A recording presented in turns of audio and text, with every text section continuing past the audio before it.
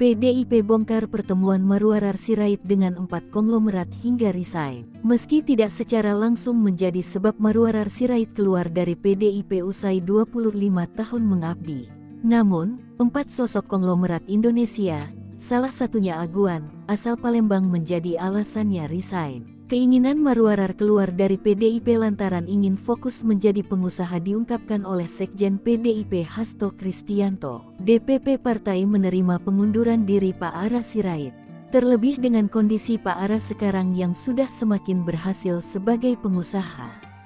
Beberapa foto Pak Ara dengan pengusaha menunjukkan keberhasilan itu, kata Hasto dilansir dari Kompas.com, Senin 15/1. Sementara Ara sendiri mengatakan, setelah berdiskusi dengan keluarga terdekat, memutuskan untuk mengakhiri keanggotaan di PDIP sejak Rabu tanggal 17 Januari tahun 2024 dan mengembalikan KTA. Dia mengucapkan terima kasih kepada Megawati dan seniornya di PDIP dan memilih mengikuti langkah Jokowi.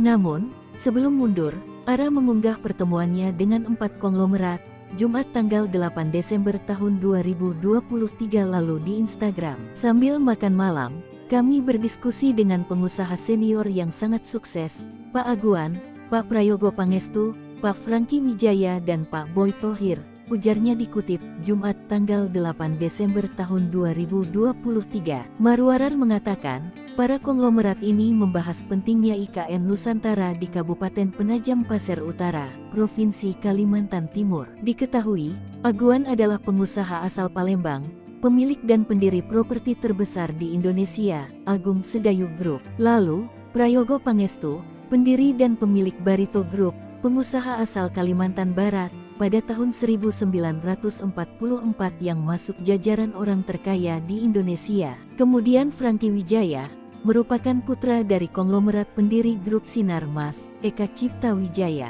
Nama terakhir Garibaldi Thohir, pengusaha dan investor asal Lampung, anak dari salah satu pendiri Astra Muhammad Teddy Thohir, yang merupakan kakak Menteri BUMN Erick Thohir.